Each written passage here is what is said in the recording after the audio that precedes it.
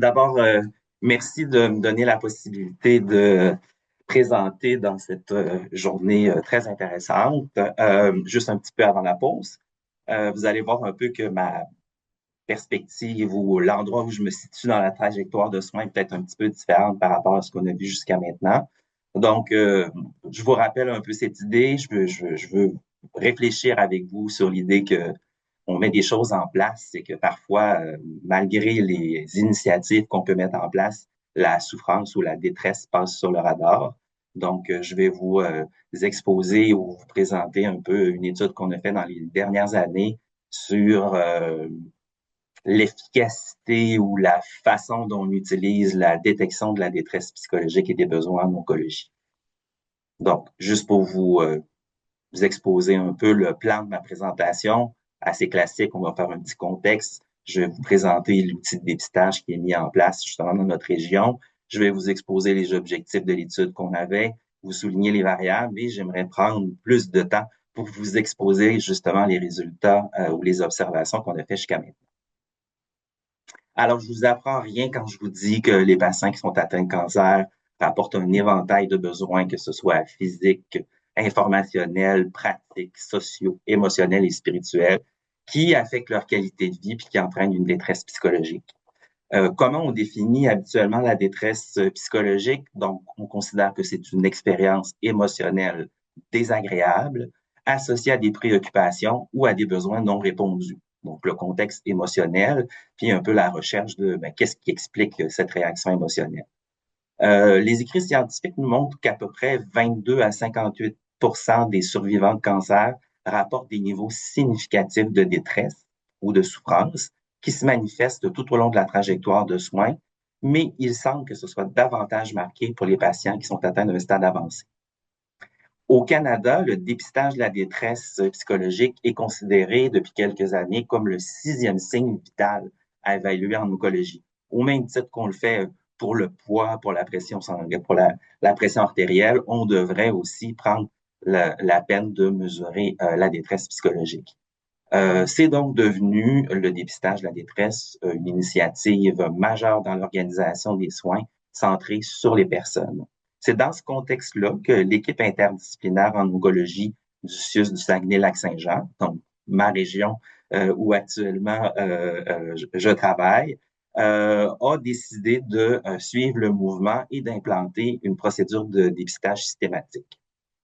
En quoi ça consiste? En fait, bon, vous voyez là comme ça ici à droite l'outil qui est utilisé sur 2 pages, un court outil qui est remis aux patients, qui est administré lors de leur première visite du service en radio-oncologie, souvent au moment de la planification du traitement. On demande aux patients de le compléter soit dans la salle d'attente ou encore de le rapporter à la maison. Une fois que les patients l'ont complété, ils le remettent aux technologues qui sont sur place, qui jettent un œil et redirigent aux infirmières pivots qui vont procéder soit à une évaluation et essayer de voir comment on peut prendre en charge cette détresse ou répondre aux besoins des patients. Une fois que le formulaire est complété, qui a suivi comme ça le chemin, il est redirigé ou déposé au dossier clinique des patients et donc disponible pour l'ensemble de l'équipe interdisciplinaire. Qu'est-ce qu'on retrouve justement sur ce petit formulaire, donc l'outil de dépistage de la détresse? On voit un thermomètre de la détresse qui est utilisé pour demander aux patients ou aux participants d'évaluer leur détresse de 0 à 10. À côté de ce thermomètre, on retrouve la liste canadienne de vérification des problèmes, c'est-à-dire une liste de 25 problèmes communs qui sont regroupés dans les catégories physique, pratique, sociale, émotionnelle, spirituelle et physique. Et sous le thermomètre, on retrouve l'échelle d'évaluation des symptômes de l'ESAS, les 10 symptômes les plus fréquents au niveau physique et psychologique. Et on demande aux participants ou aux patients plutôt d'évaluer de 0 à 10 la présence de ce symptôme-là. On a ajouté aussi à la fin, là, c'est difficile à voir, mais dans le bas du formulaire, une question qui demande aux patients s'ils souhaitent recevoir de l'aide pour l'un ou l'autre des problèmes qui ont été spécifiés plus haut. La deuxième page est réservée aux professionnels. En fait, on demande aux professionnels de situer un peu ou d'indiquer les informations sur la trajectoire de la maladie du patient, de souligner les principales problématiques qu'il peut observer et on essaie aussi de consigner le référencement qui est offert. Voilà pour le petit formulaire qui est utilisé. Donc, après quelques années, je vous disais, c'est depuis 2015 que le dépistage est implanté. On s'est dit qu'il serait probablement pertinent d'essayer de voir, bon, on a mis une initiative en place, mais est-ce qu'on a pris le temps d'évaluer cette initiative? Manifestement, non. Et vous allez voir qu'est-ce qu'on peut en retirer. Donc, notre objectif, c'était d'évaluer dans quelle mesure la procédure de dépistage est bien intégrée à l'organisation des soins. On voulait aussi en profiter pour décrire la détresse psychologique et les besoins psychosociaux des patients et d'explorer la perception des patients et des professionnels sur l'utilisation de l'ODD ou de l'outil de dépistage de la détresse. Pour ça, on a utilisé une étude mixte avec un devis mixte. Donc, le premier volet, le plus imposant, c'est le volet quantitatif. En fait, c'est une étude rétrospective au dossier clinique. Vous allez voir, on va retourner au dossier des patients pour extraire justement l'outil de dépistage et voir comment ça se passe. Le deuxième volet, qui est un volet qualitatif, on a réalisé des entrevues individuelles avec des patients et avec des professionnels qui avaient une expérience avec le dépistage de la détresse et des besoins.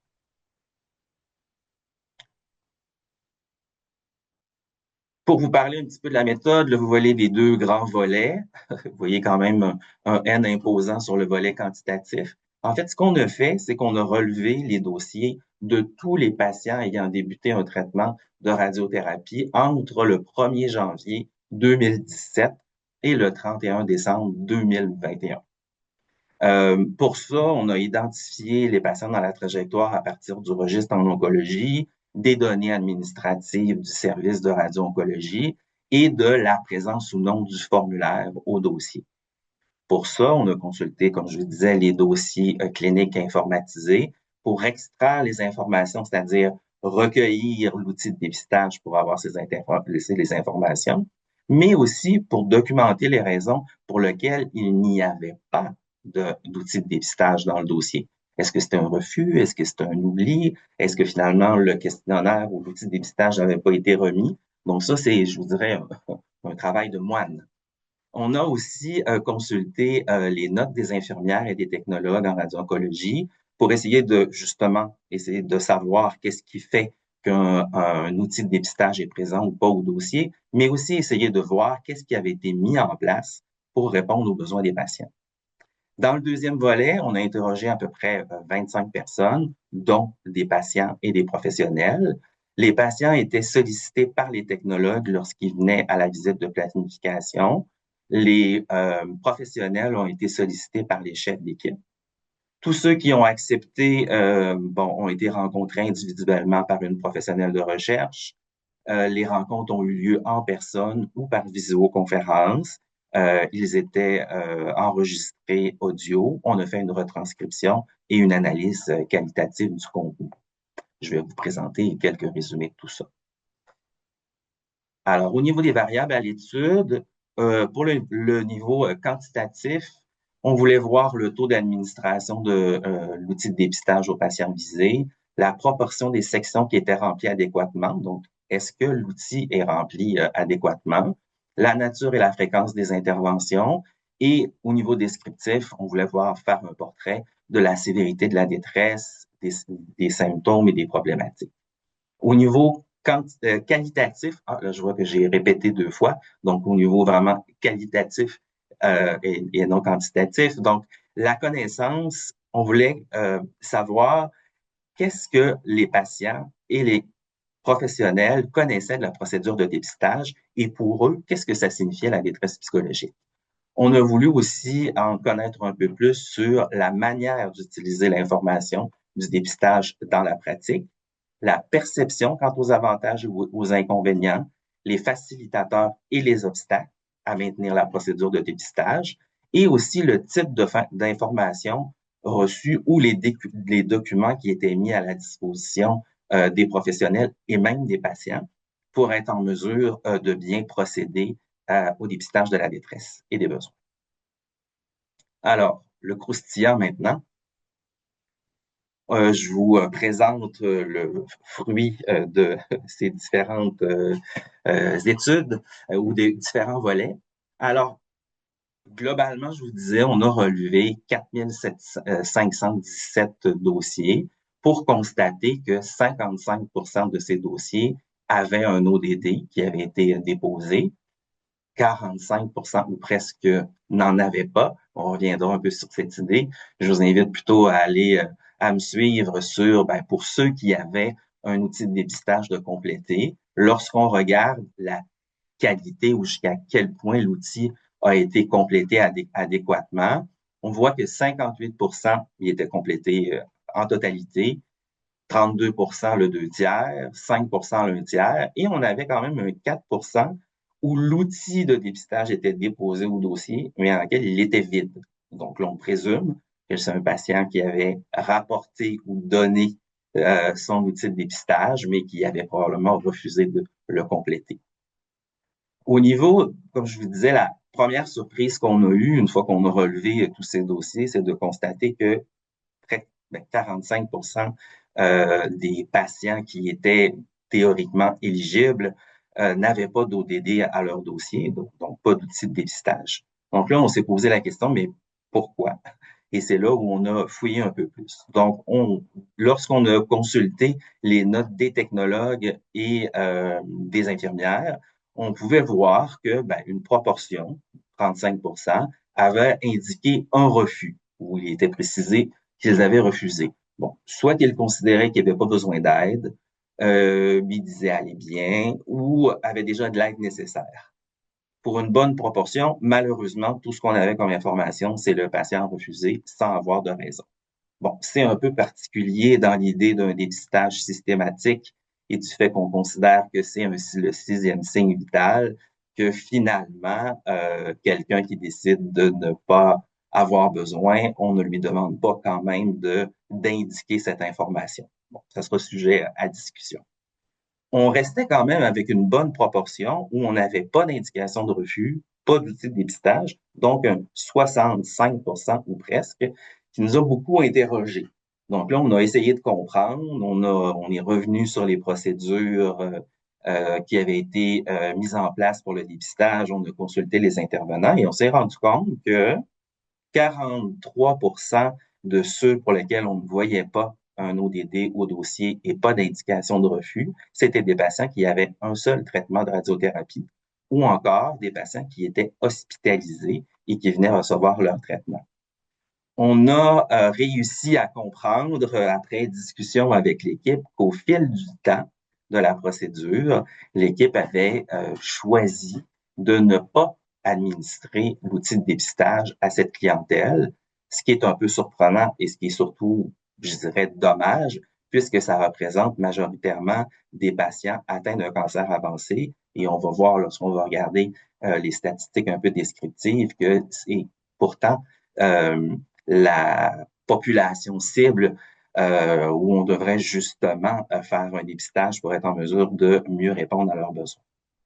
Alors, je poursuis un peu sur nos observations. Donc, lorsqu'on a essayé de voir et l'outil, comment il est complété lorsqu'il est complété, donc sur nos 2488 participants, donc on voit qu'en général, c'est quand même assez bien complété. Pour un 17% des outils de dépistage, on voyait qu'il n'y avait pas d'information sur le thermomètre de la détresse. Bon, difficile de savoir est-ce que c'est oublié ou quelqu'un qui considère ne pas avoir de détresse, n'a pas encerclé le 0 pour indiquer qu'il n'avait pas de détresse, mais on voit quand même qu'on a sur 17%.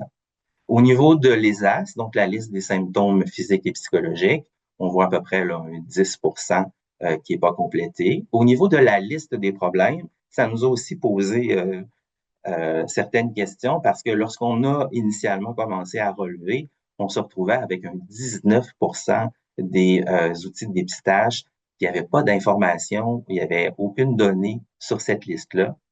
Avec le temps, on a constaté que il aurait été préférable d'avoir au moins un endroit pour cocher « Je n'ai pas de problème ». Donc là, on ne pouvait pas faire la différence entre ceux qui avaient oublié de compléter, qui avaient choisi de ne pas compléter ou encore ceux qui n'avaient pas nécessairement de problème. Autre chose qui nous a un peu, en fait, qui nous a beaucoup interpellé, c'est l'idée que du côté de la deuxième page consacrée aux professionnels, on voyait que 73% du temps, le formulaire n'était pas signé par un professionnel, alors que c'était la consigne pour nous assurer qu'il avait été bien pris en charge, regardé avant d'être classé. On a vu à ce moment-là qu'il y avait je dirais, une diffusion de la responsabilité ou encore une incompréhension de qui devait le signer. Donc, ça a fait partie justement de l'analyse qu'on a pu faire. Alors, si maintenant on regarde ensemble un peu les données un peu plus quantitatives, donc les gens qui ont complété l'outil de dépistage de la détresse, on voit la moyenne d'âge autour de 70 ans, une bonne représentation entre les hommes et les femmes. Vous avez ici là, la présentation ou la fréquence en fonction des sites de cancer. Vous avez aussi la répartition en fonction du stade ou de l'évolution de la maladie. Bon, j'attire votre attention qu'on a à peine un 9% de cancer métastatique, mais vous vous souvenez que je vous ai soulevé tout à l'heure le fait que les patients qui recevaient un seul traitement de radiothérapie ou encore qui étaient hospitalisés, qui sont majoritairement des patients avec un cancer avancé, n'ont pas complété l'ODD. Néanmoins, on en avait quand même là, une portion. Vous allez voir, ça nous permet de justement voir l'effet du stade de la maladie. Donc, globalement, la moyenne au niveau de la détresse psychologique, c'est quand même, bon, 2,36, on pourrait dire, c'est quand même bas ou léger, ce qui est je dirais, bon signe. Mais on voit quand même qu'on a 30% des patients qui ont complété l'outil de dépistage, qui ont un score jugé cliniquement significatif, donc de 4 et plus, ce qui est quand même une bonne proportion. Lorsqu'on essaie justement de voir la comparaison entre ceux qui sont considérés comme ayant un score cliniquement significatif comparativement aux autres, vous avez là ici, on a établi le pourcentage de patients qui rapportent une problématique dans la liste des 25 problèmes en fonction des grandes catégories. Donc, vous voyez que les problématiques émotionnelles, physiques et informationnelles dominent. C'est ceux qui sont les plus souvent identifiés comme générant de la détresse. Mais on voit que les patients qui ont une détresse cliniquement significative, c'est vraiment supérieur à ceux qui sont sans détresse. On voit la même chose du côté de l'ESAS, donc des symptômes qui sont évalués de 0 à 10, qu'on juge un peu les plus prévalents, donc qu'on évalue un peu plus spécifiquement. Et vous voyez cette même différence entre ceux qui ont une détresse cliniquement significative comparativement aux autres. Là, on voit que les symptômes justement les plus sévères dans notre échantillon, les difficultés de sommeil, la fatigue, le fait de bien-être, c'est à l'inverse, c'est-à-dire plus le score est élevé, moins les gens se sentent bien, et l'anxiété. Je vous disais, on portait un intérêt un peu spécifique aux patients qui sont avec un stade de cancer avancé. Donc, on a poussé un petit peu plus loin notre analyse pour constater, là, vous voyez un peu la différence des prévalences de la détresse cliniquement significative. Donc, les patients avec un cancer métastatique, un stade avancé, on est presque à un patient sur deux qui a un score de 4 et plus. Lorsqu'on regarde justement les symptômes de l'ESAS, où on voit justement, on les a répartis en fonction des stades, on a essayé de voir la prévalence en fonction d'un score modéré, donc entre 4 et 6, ou un score élevé, 7 et plus, en fonction de chacun des symptômes. Donc, on voit effectivement que entre le local, l'ocorégional et métastatique, la sévérité des symptômes est beaucoup plus importante. J'attire votre attention là, sur l'encadré. On voit quand même là, des 20% sur plusieurs symptômes, la fatigue, l'appétit, les mêmes qu'on a vu tout à l'heure, ce qui est quand même assez important. Si on regarde un peu plus spécifiquement la liste justement des problématiques qui sont rapportées, donc, vous voyez dans les différents aspects et plus spécifiquement ce que c'est, j'ai indiqué en rouge ceux qui étaient, je dirais, les plus fréquents ou les plus prévalents chez les patients avec un stade de cancer avancé. Donc, on voit beaucoup l'aspect social et familial, la préoccupation envers la famille, se sentir, voir ses proches en détresse, se sentir comme un fardeau. C'est une préoccupation qui génère de la détresse psychologique ou de la souffrance chez ces patients-là. Tout l'aspect émotionnel, les peurs, les inquiétudes, l'idée d'arriver à s'adapter à sa maladie, les pertes face à toutes ces activités, on voit aussi que c'est quand même très présent. L'aspect spirituel aussi, là on voit que c'est presque une personne sur deux qui se questionne face à la mort et qui se questionne aussi ou qui cherche un sens à sa vie. Et un autre quand même bloc important, on voit que tous les aspects de l'information chez les patients qui ont un stade avancé, bien que ils soient moins prévalents que d'autres concepts, on voit que par rapport aux autres euh, patients qui ont un cancer soit local ou loco-régional, comprendre la maladie, quelles sont les ressources disponibles, comment je vais prendre mes décisions, sont entre autres aussi des sources qui viennent alimenter la détresse psychologique. On a poursuivi notre analyse pour essayer de voir, finalement, une fois qu'on l'a identifié, qu'est-ce qu'on fait avec ça? Parce que l'objectif du dépistage de la détresse, c'est d'être en mesure de lever un drapeau rouge. Donc, qu'un patient qui indique qu'il y a un niveau de détresse cliniquement significative, on devrait pouvoir à ce moment-là faire une évaluation un peu plus approfondie et être en mesure de lui offrir des ressources ou du moins d'essayer de voir qu'est-ce qu'on peut faire pour soulager sa souffrance ou sa détresse. Et là, on a eu une autre surprise qui nous souligne vraiment l'importance de prendre le temps de pas juste implanter des innovations, mais de les évaluer. Donc, vous voyez, on a essayé de voir les patients qui avaient indiqué qu'ils avaient besoin d'aide, la petite question qui était en dernier dans l'outil de dépistage, qui avaient demandé de l'aide et qui avaient un score de 4 et plus. 92 ont été rencontrés ou évalués après par une infirmière pivot et près de 79 ont eu une référence pour essayer de répondre à leurs besoins. Ceux qui avaient demandé de l'aide, mais qui n'avaient pas de détresse, donc un score de 4 et moins, ont aussi très systématiquement été évalués par une infirmière pivot et on a offert des références. Ce qui nous a un peu surpris, c'est que les patients qui n'avaient pas coché ou n'avaient pas indiqué qu'ils avaient besoin d'aide, mais qui présentaient une détresse cliniquement significative, un score de 4 et plus, n'avaient pas été référés ou n'avaient pas été redirigés vers une infirmière pivot, puisque uniquement 7 ont eu un retour, donc très peu.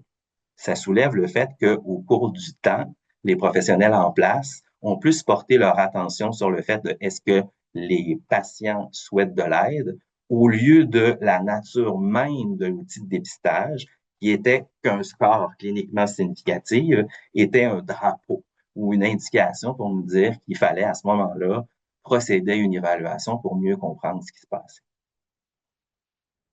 Donc, vous avez aussi là un petit portrait des professionnels lorsqu'il y avait des références. Donc, c'est aussi en accord avec les besoins qui sont identifiés. Ce qu'on constate aussi, c'est que par moment, il y a des références qui sont faites, mais les gens refusent, soit qui ont déjà, soit qui ne sont pas intéressés. Mais ce qu'on a observé dans notre retour au dossier, c'est le fait qu'il y a un manque vraiment au niveau du suivi. C'est-à-dire, même pour ceux sur lesquels on est capable de faire une évaluation un peu plus poussée, d'offrir des ressources, très souvent, on n'essaie pas de voir est-ce que les ressources qui ont été mises en place ont répondu aux besoins, et ça, c'est dommage. Je vous amène tranquillement vers la fin pour vous parler cette fois du volet un peu plus qualitatif. Donc, on a interrogé 8 patients pour essayer de voir qu'est-ce qu'ils comprenaient de la détresse psychologique, qu'est-ce qu'ils pensaient du dépistage qui était mis en place et de l'outil de dépistage. Donc, ils nous ont exprimé quand même très clairement ce qu'on s'attend de la définition de la détresse émotionnelle. Donc, si je vous ramène le contenu un peu, c'est d'avoir un sentiment désagréable d'anxiété, de déprime, puis de ne pas avoir de ressources, de se sentir impuissant par rapport à ça, d'avoir du mal, de se sentir seul aussi, puis impuissant, comme sans ressources pour m'aider. Ce seraient les gens qui se sentent... Sébastien, si je Oui, peux me permettre, il te reste 5 minutes environ, plus la période de questions par la suite. Je vais juste te signifier. c'est beau, merci, j'ai presque terminé. Euh, Au niveau de l'utilité, ben, on voit que les patients soulignent que ça les aide à parler. En fait, pas vraiment parler, mais capable d'exprimer ce qu'ils vivent, le fait qu'il y ait de la possibilité. Et je trouvais intéressant aussi cette idée de leur attente. Je trouve que ça peut comme rassurer les gens, se sentir appuyés aussi, se sentir bien, qu'il y a un filet de sécurité. Je remplis ça, donc je me remets à quelqu'un. Alors, il y a quelqu'un qui va le voir, peut-être qu'il va pouvoir me venir en aide si j'écris la détresse, mais c'est sûr que je m'attends à avoir un retour. Et là, c'est souvent le problème. Donc, on a pu constater, c'est que le retour est un peu déficient. Au niveau de la perception, les gens trouvaient que c'était très complexe, c'était facile. Je ramène vite sur les professionnels. Donc, on a voulu savoir, ben, est-ce qu'ils considèrent que c'était utile, puis qu'est-ce qu'ils voyaient et les obstacles. Donc, les professionnels voient que pour le patient, ça leur permet de s'auto-évaluer, de se dévoiler, ça augmente le soutien perçu, ce qu'on a vu dans le verbatim tout à l'heure, et ça facilite le parcours de soins. Pour leur propre travail, ils considèrent que ça leur donne une meilleure compréhension du vécu et que ça bonifie l'évaluation clinique. En contrepartie, les obstacles, ce qu'on entend très souvent, c'est on n'a pas de formation et de soutien pour bien prendre en charge et évaluer la souffrance et la détresse. C'est difficile de se retrouver dans la procédure et de pouvoir naviguer. On a aussi beaucoup de professionnels qui nous disent, ben, on a l'impression que c'est redondant puisqu'on fait déjà une évaluation. Donc là, c'est d'être capable de voir un peu l'utilité d'avoir une auto-évaluation.